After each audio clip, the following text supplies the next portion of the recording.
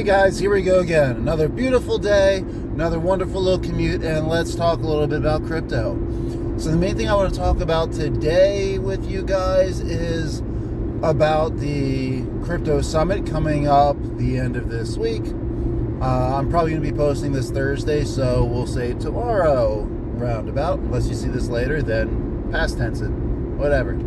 So I want to talk a little bit about the crypto summit, thoughts about it, what Donald Trump is up to, and then a little bit about the crypto reserve that he has mentioned, because there's a lot of mixed feelings about this one. More so not the fact that they're talking about a crypto reserve, but the fact that they're talking about a crypto reserve and not a Bitcoin reserve. So right before we get into this, again, welcome here, new, old, first time, hopefully not last time, whatever you guys have been here. I appreciate it. If you find this useful or entertaining in a given way, please do press the like button, subscribe, comment, let me know what you think about it. I'll respond. Trust me.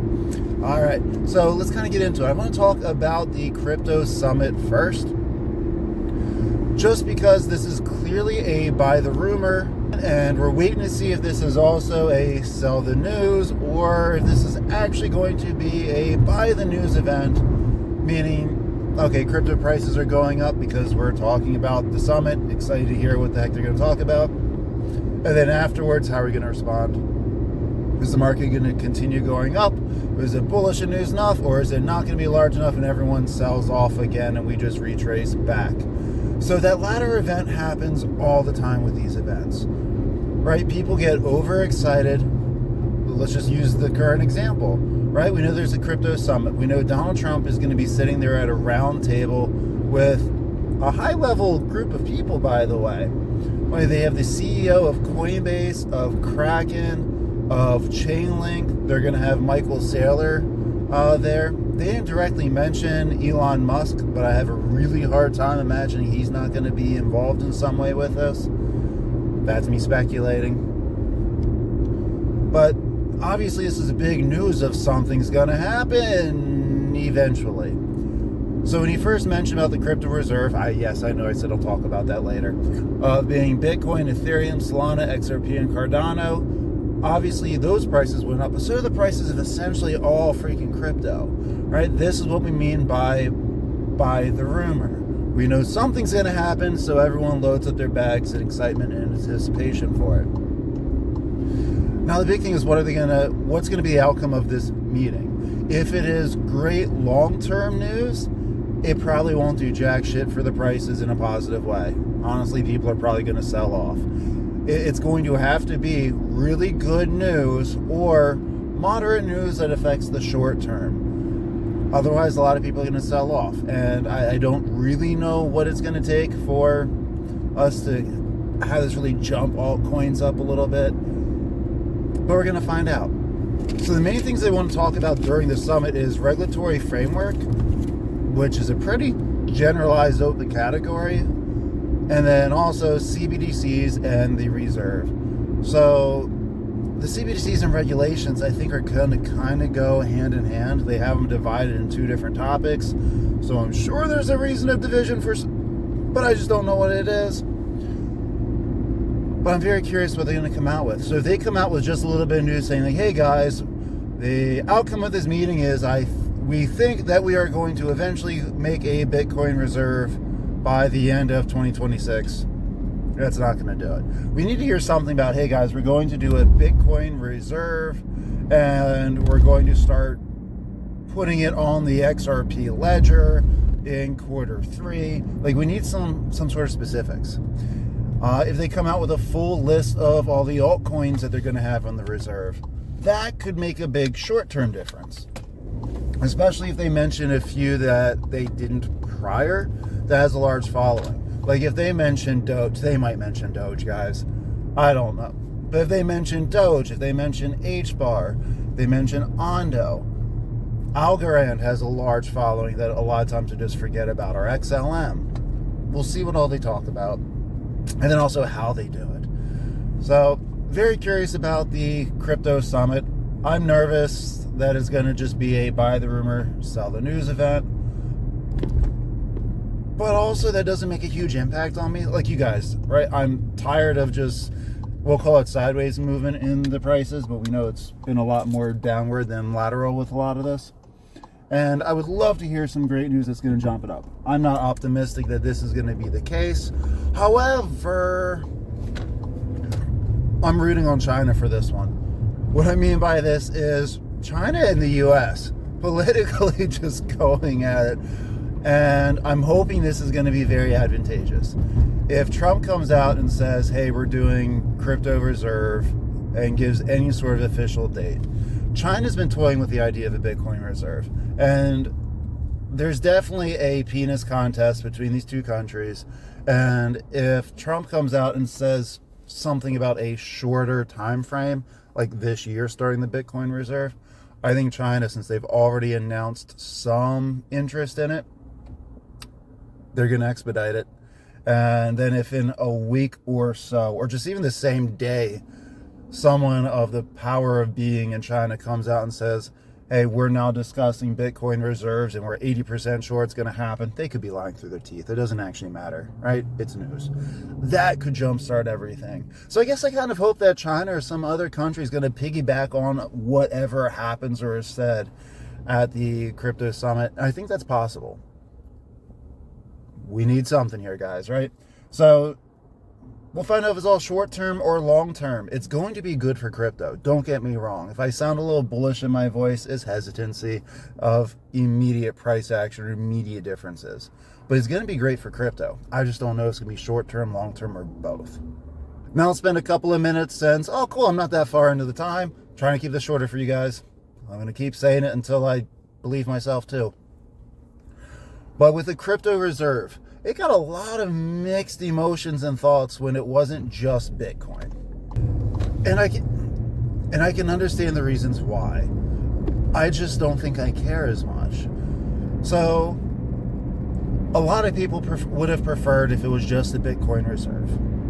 And I understand the viewpoints of most of these. Those that are Bitcoin maxis, they're going to want it to be Bitcoin because they're going to see it, and I think they're right, as it being easy liquidation that's going to come in and spread out through a bunch of different companies, not just Bitcoin, and a lot of smaller ones that honestly aren't as stable.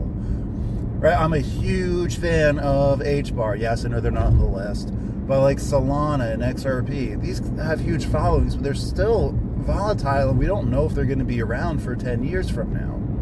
I think they will, but I'm far more confident saying Bitcoin will be. Like, this becomes a concern. Or with the reserve in general, is there any backing of the reserve? And this is something I'll be curious of how they deal with over time, because they're going to have to address this. It's not the case anymore, really, but well, Fort Knox having all the gold. Supposedly, there we got a conspiracy theory we can play with, but I'll save that for another day. But the gold in Fort Knox is supposed to be what backs the dollar. We understand that we've way overprinted the dollar decades ago, but at least there's still a kind of backing of it. Are we going to have something to back the reserve, or is it just our word saying these crypto is worth something, so we're going to keep buying it because other people do? When it comes to the altcoins, there's a little bit more personal interest involved. Bitcoin is fully decentralized. There are no hands that you can pay off or that they can pay to get into something like a reserve. All the other companies can, right? There's CEOs, there's people that can shake hands and do back deals. So let's be honest, as soon as we're talking a couple $1 million or more, there is manipulation in handshakes. And it's people in theory, not saying they will, but then, people in theory could buy their way into the reserves. Or how often could this change? Like if Cardano does very well and then it goes to garbage in the bear market, are they going to get rid of Cardano as a reserve? And I'm just picking on Cardano. I could say that about XRP or Solana or Ethereum or anything else they come in with. But it's very interesting that they have announced altcoins. There's also a chance, I don't think this, but there's a chance that they might retract that and decide just to do Bitcoin. I would assume Michael Saylor is more in the favor of doing just Bitcoin. I sure that he's invested in other altcoins too, but we know that's what his primary thing is. And I don't know, I'm speculating with you guys, right? But I'm very curious what you guys think about the crypto reserve. Do you think it should be just Bitcoin? Do you think it should be all altcoins? Do you think it should add a couple in there? Obviously, they're going to keep it to US-based coins, at least the altcoins only. We can argue if Bitcoin is American-made. Ethereum's not. But, you know, there are going to be staples there. So there's a lot of excitement going on with crypto. Yes, it's excitement. There's a lot of downward action, and even if it's not always positive, the last year has certainly been exciting with crypto, of everything that's gone up and down. So before anyone asks, yes, I'm still bullish on there being altcoin season, the full bull run. We'll see if anything does happen majorly before July, like I first predicted. And now at this point, it's a partial prediction and partial hope, because I'd like to start selling some of my coins, guys. I'm not going to unless it's time, though. And that's, I guess, the last little PSA I want to push off for today is always take profits, guys. It is never a bad time to take profits. But if you're going to sell your crypto, don't do it in a loss. Or you better have a damn good reason to sell in a loss, and it better not be anything that's emotional based, because that's not a good reason. There's nothing emotional about investments. The markets are in by emotion, and that's why people lose. So if I'm in the red or I'm not in the green enough come July, as I've told you guys several times, I'm not going to sell my crypto. I'll hold on to it and expect/wait for it going up in November, or wherever we want to call it, in quarter 4. Now, I've spoken a few times about my strategies on this to help pretty much guarantee that I make money. I'm already kind of at that factor. I really can't lose at this point, which is great, but it's how much am I going to win? How patient am I going to be? And it's the same thing for all of you guys, right? Maybe you guys are in the red for all of your coins. Maybe you're in the red for some of your coins. But now's a good time to strategize of how can you get out of the red soonest, right? DCAing is a good way of doing it. De-risking, which I've talked about in a few videos, is a potential way of doing it, depending on your situation. But have a plan, guys. Make sure it's a logical plan, not an emotional plan. And we're in this for a while. It's a wild ride. I'll catch you guys soon. Peace.